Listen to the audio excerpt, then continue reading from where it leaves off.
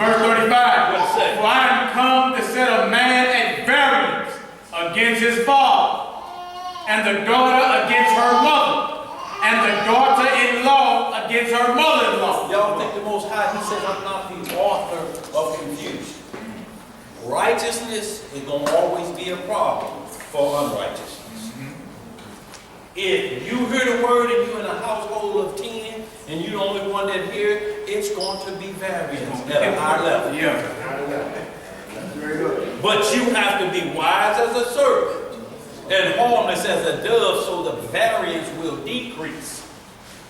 If it don't, when you get of age, you're going to have to shake the dust to your feet. Abraham was told, get up and get from thy kindred, wasn't it? I got to set you right. I got to get your mind. You can't be worrying about what's happening over here. Your daddy's an idol worshiper. And he's going to have him thrown in the fiery furnace. Go ahead, brother. 36. And a man's foe, a man's enemy, Right? shall be they of his own household. So now you understand when Christ said, bless your enemies. Why? Because what he just read. Look, but a blessing don't mean like somebody do you wrong and you're saying, oh, Lord, well, go and give him a new car. That's why he did it. Because I said I was going to pick him up. That's why he took my keys without me knowing. No, that ain't no blessing. What you bless, you ask, Lord, have mercy on his soul. That's the best you can offer him, that he may see your righteousness. If you love your brother. Y'all, we got to understand that Christ ain't asking us to bless wrongdoing. What he asking for is what you give out. Lord, have mercy. And you ain't got to do that in front of me in any way. Because, y'all, the whole thing is, if one sinner turns from his ways, you hide a what? The sin. Look, it may not be yours, it may be the sins of those that follow in him. It's a multitude going to be saved. Go ahead, bro. Verse 37. He that loveth father or mother more than me is not worthy of me. I don't know how else you explain that. Right. That's major. I broke yourself down. I know what that Bible say, but look, my mama got 3 PhDs. What does that mean? And she going to church to study what? Supposedly. You love your mama more than the Lord. Okay. Her words are bond. And she have to call on that same source to keep her life in check. Go ahead. And he that loveth son or daughter more than me is not worthy of me. See, your children, there's a line you can't cross. You gave me your children. I'm talking about when that hurt, that pain of losing a child that's outside of the order. It ain't supposed to go that way. The elder's supposed to go first. So that pain right there, the Most High know about it. But you can't lash out words, idle words, because you feel that pain. He gave the child to you. Y'all, we have to understand these things. If you go back and if you just worship the child, that's a lie. You won't put the rod of correction, which is the spiritual word, first on. And if they disobey that, then hot wheel track or whatever you use, other than they're not going to get you locked up. And you correct. Go ahead. Verse 38. And he that taketh not his cross and followeth after me is not worthy of me. What does that mean? We can quote it. You bear up your cross today. Put a cross around your neck. That ain't what it means. See, the Most High say there's going to be problems in your life.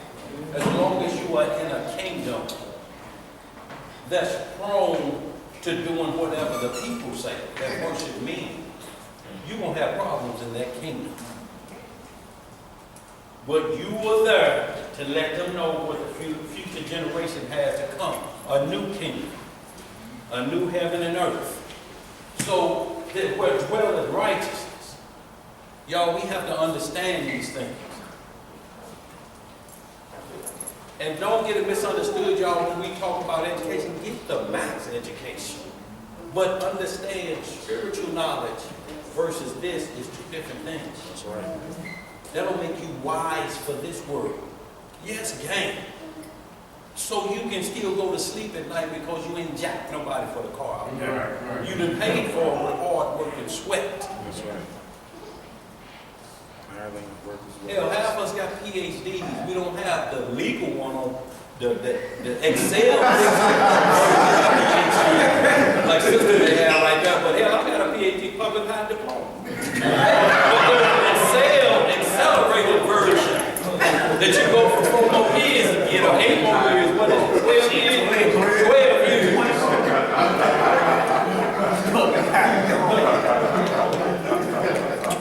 Go ahead, y'all. Hey, y'all write down about bearing the cross, following the Lord, 2 Timothy chapter 3, verse 10 to 12. And then the book of Acts chapter 14, verse 22. All those who live godly in Christ shall suffer persecution. What's that second man? Acts 14 to 22. And then 2 Timothy 3, verse 10 to 12. Okay. We done with that, or we moving on a little more? You got verse 39. Okay. He that findeth his life shall lose it. See, when you find your life, you're going to lose it because this is the understanding. When you realize the death sentence that has been put on Adam, that's the first thing for you to try to start getting yourself in order.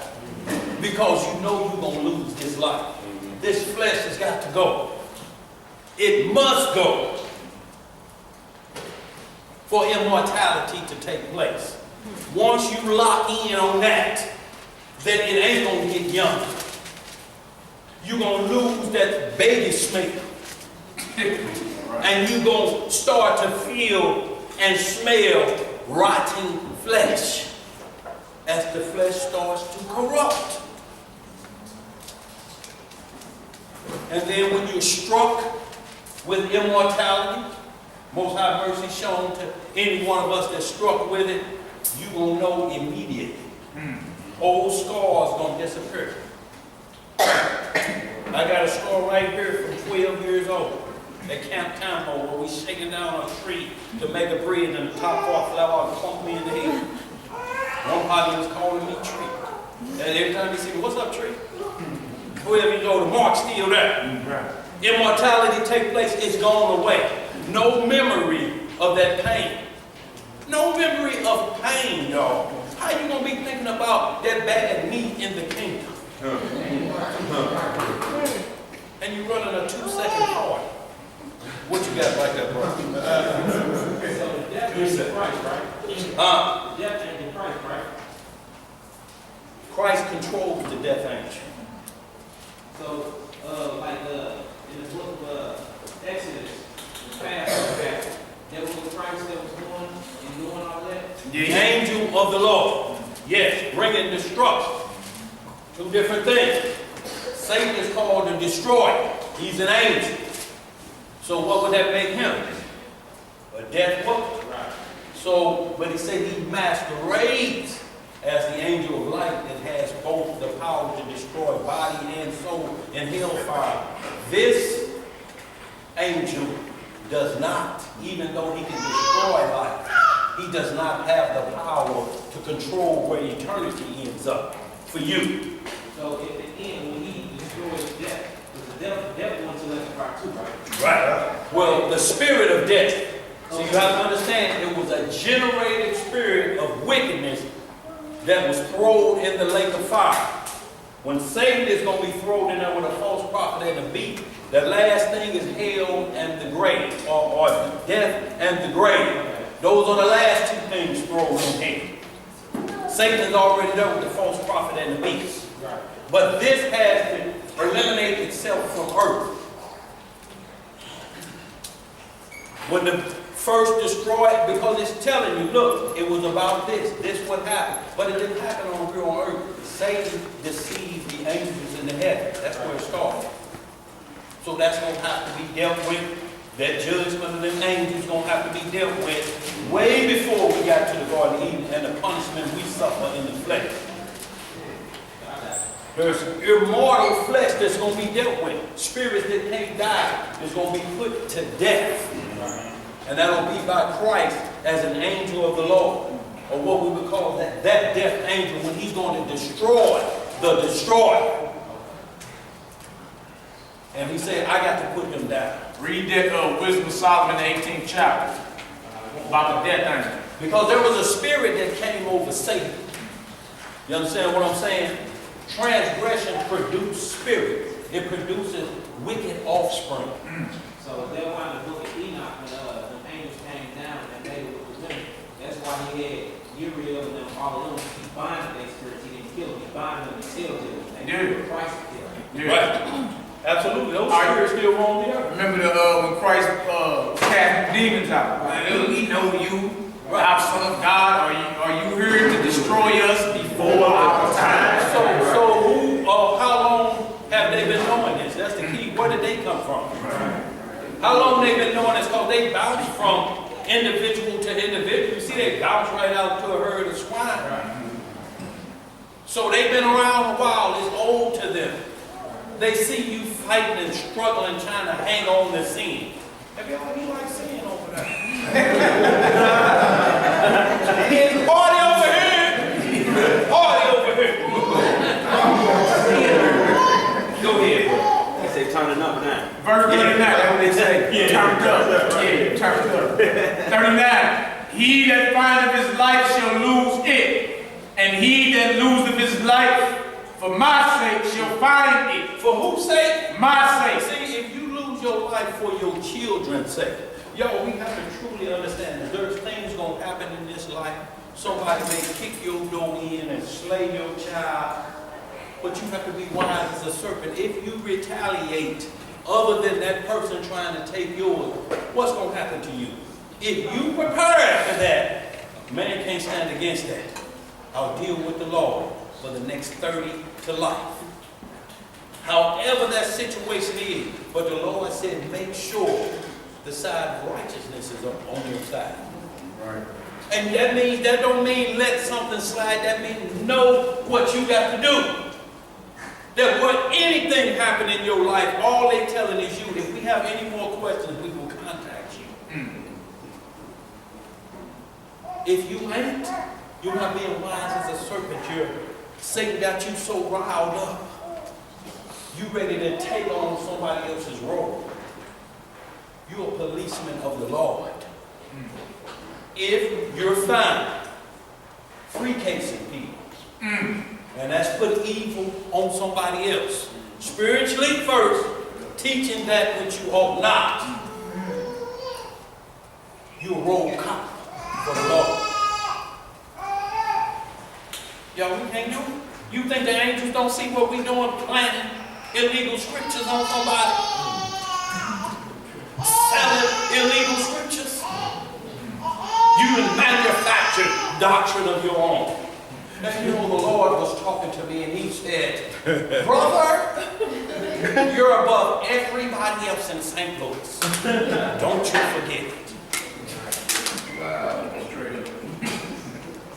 Go ahead. Verse 40. What it say? He that receiveth you receiveth me, and he that receiveth me receiveth him that sent me. See, so we got to be in the business of receiving. Look, you're the sender. There has to be a receiver. Next, he sends the message out to somebody else. They receive. And it's so on and so on. Most High say, I will receive them if it goes that way. But you have to put out fruit that's receptive. Go ahead, bro. Verse 41. He that receiveth a prophet in the name of a prophet shall receive a prophet's reward. Y'all see that? Y'all know some of the prophet's reward. Just look at it. See how they were rewarded. And I mean, it may not be material gain. Do we read anything about Nathan, how he was rewarded? Do we? We know he's going to be in the kingdom. But I mean, y'all ain't seen fancy living. He showed up in a chariot with 32s on it. Elijah told the boy he got the leprosy off. He tried to give him all. He's like, man, come on. Wait a minute. You think that money with what's dwelling inside of me that the Lord is using to come through me that heal that leprosy, those words and that power that came out of me, that cash is what's got it going on? But what his servant says, he gonna let them fine garments go. The Gucci and the Jim Taylor shoes. Jimmy Choo. Let me get that. Rick Bottoms. Right. Go ahead, bro. And he that receiveth a righteous man in the name of a righteous man shall receive a righteous man's reward. Look, he that receives a righteous man in the name of righteousness. How you gonna bring the doctrine of somebody that say Christ doesn't exist to a man and expect him to have righteousness? He that say Christ does not exist is what already? He's damned already. He's damned already. Ain't nothing gonna spread from that. We call it anathema. Go ahead. Last verse. And whosoever shall give the drink unto one of these little ones a cup of cold water, only in the name of a disciple. See, just giving a cup of water. I mean, anybody can do those things. The Pharisees do those things. But you give a cup of water in the name of the Lord to a child. That means training up a child early. What water do you think this is? The Spirit says like cold water to a traveler in the desert, ain't it? To a thirsty soul.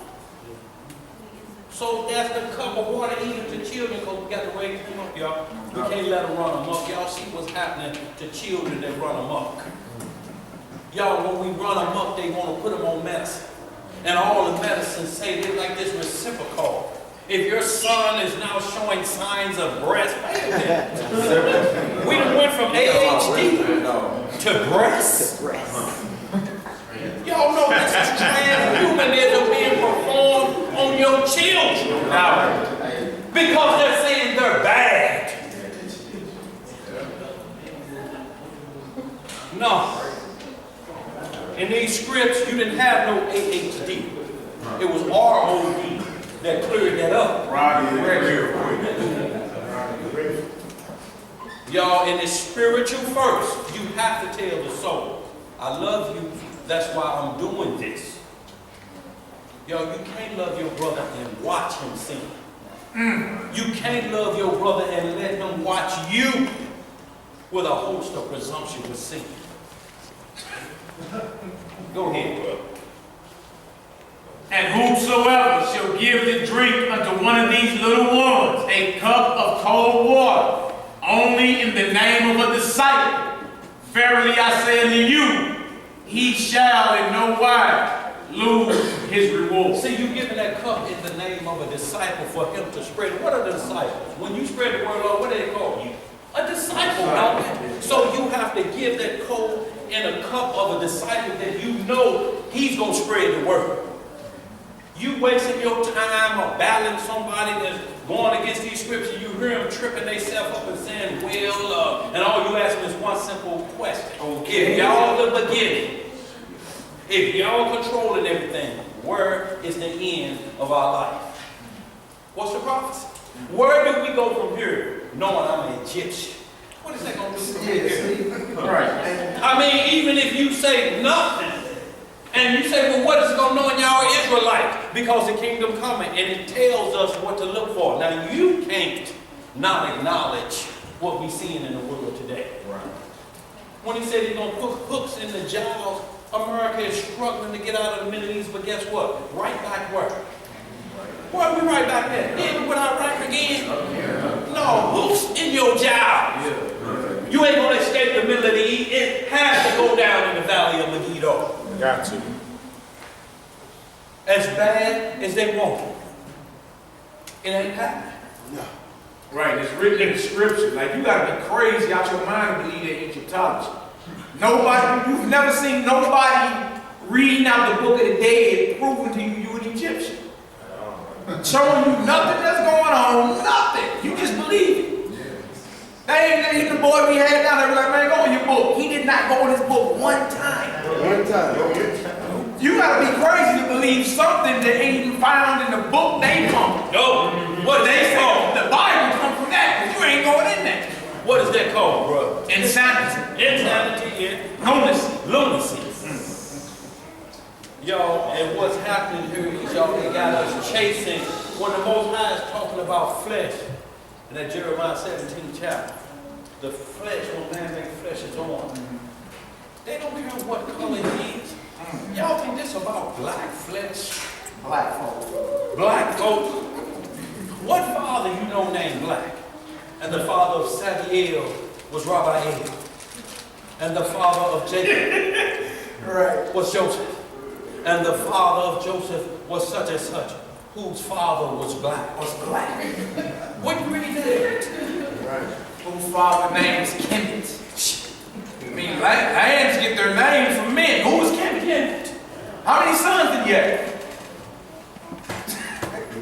Let's move on, y'all. That's it for that, brother. John chapter 15. Y'all, we talking about love our brother, y'all. We're going to get into how you love your brother. If your brother transgress against you, y'all, we're going to get into the law of it, ways to love your brother. And that's just treat somebody as you want to be treated yourself. Y'all, that means keeping the law. It's the only way to love him. If you don't do that, you hate him. If he attacks you because you do that, guess what crown you got? Look, you're in a wicked kingdom. You, with the thought processes that tell you you can do whatever you want to do in this kingdom. Whatever tickles your fancy, Whatever you like. have at it. And we'll make sure all of the synagogues on this does not judge you for it. We ain't gonna mention Revelations. We won't mention he's coming with a sword. I mean, now all of us went to church. How many of you heard the preacher talk convincingly about Christ coming back with a sword? Have you ever heard it? I mean, Never heard. if there's one out there that you can bring in and say, well, such and such over there talking about it. John chapter 15. Let's start about verse 12. John chapter 15, verse 12. Y'all, we're going to have to understand, y'all, it's more than just Hebrew and we slap five. You have to discern. All you're saying is recognizing who they are, what nation they come from, who their daddy is. All you're saying is, what's up, Jacob? Does it stop there? Is that the discerner of spirit? You know who you are by nation. The prophecy should have told you that by now. What is you looking for extra? Slapping five. You have to see if this is Israel in the spirit first. Because we just read, our enemies will be who? Who? So y'all, we having war against our own self. And y'all, all through this script, it say, family don't fight. Family fix the wrong so we can live together. Family don't fight, y'all. What it look like we showing out somewhere scrapping for the other nations. Talking about gods named after the moon. Gods named after the sun. 380 different gods in Egypt that don't have no prophecy. And you chasing that. That's like chasing the wind, ain't it? It is. Hey, didn't the pharaohs confess off their own lips that our God is God? All of them. God. Everyone. The Syrian cat. All of them. We know of a surety your God is God. But that don't mean they may turn around. Go ahead, where we at? First John chapter 15. No, regular John. John chapter 15. Right? We'll start at verse 9. Start at verse 9. As the Father has loved me. What has the Father done? As the Father has loved Father loved Christ. And let's understand this. Isaiah 53. A lot of people won't read that. They're like, how is he loving his son? Putting him through Isaiah 53. And we complaining. We complain. Go ahead. As the Father has loved me, so have I loved you. Continue ye in my love. If ye keep my commandments. If you do what? Keep my commandments. Right. Ye shall abide in my love. See, y'all, it's simple. Keeping the commandments, you abide in his love. If you don't and saying, I have the love of the Most High, and you abide in somebody else's love, I don't know who love you got. You got the love of the world. It's impossible for you to go against it. In the sense of trying to understand what love is. How you going to flip the script over here and he tell you, look, my commandments will rule. I know how you love me. That was the main thing in Exodus 5th chapter. When the man went out to camp to collect the sticks, it wasn't so more focused on it. He said, I want to see if y'all going to obey me. Look, tell a man not to go out with this day. Gather enough for the next day. I just want to see how hard-headed y'all is. Y'all, it's obedience. Simple as that. And guess what? A man say he just disregarded the scripture. Man, I didn't feel like going that yesterday. There he go collecting. And we think that punishment is more about the Sabbath. Yes, it is about the Sabbath, but it's about obedience. You have to be obedient to the Sabbath. And that means learning it from start to end. To be obedient to it. How you going to be half obedient to anything? Go ahead, brother. Verse 10 again. What it say? If ye keep my commandments, ye shall abide in my love. Even as I have kept my Father's commandments and abide in his love. Right. These things have I spoken unto you, that my joy might remain in you. What did he say that what may remain in you? My joy. Joy. See, if we get to the point that where we say let's not mention Revelation, let's not mention the book of Malachi, let's not mention Amos 5:18, the day of the Lord, the way he's coming back. How is joy going to remain in you? Fighting against something that's going to happen anyway? Ain't nothing you can do to stop it. It's inevitable. Go ahead, bro. And that your joy might be full. That your joy might be what? Full. Look, y'all, when we see what's happening today, if you have misery about it, it's tragic that we're watching Sodom and Gomorrah before our eyes. Right. But your joy got to be ain't part of it. If you are struggling with that and you're more pained about somebody that's willing to do it, and that's sin, whatever sin it may be. We're going to get to some brother, if we see a brother doing more than just that sin. Go ahead, brother. Verse 12. This is my commandment. What is his commandment? This is my commandment. That ye love one another. That we do what? Love one another. See, love one another, y'all. We got to clearly understand that. He said, this the commandment. If we don't get this right first, here on earth, how you going to even deal with me? You know, you can't even understand where I'm at. You done read about Enoch and them. They couldn't come to that level. So you may have it in your mind, I'll never see them anyway. But if you can love your brother like how you would want to be in the kingdom, it's a different story, y'all. This don't mean chump down or any of them, you water down. What I'm talking about is righteousness in the spirit, that you will be dwelling with this person in a kingdom of eternity. If you saying I can't stand that, how you gonna stand up in its eternity? Man, this nigga come 1,000 years old. No joy there, is it? Is it any joy? No. Look at this nigga all up under the Messiah. You may start lashing out at the Messiah. He don't know what kind of nigga that is he deals with. Oh. But he knew who Nathaniel was up under the tree. But you think he don't know that? It's tomfoolery to think that that's going to take place in there. And we're not talking about no spookism. What we're talking about is living righteously. And everybody is on the same path with that. It's plain and simple. And we're going to get into some Deuteronomy 20 to clear it up. So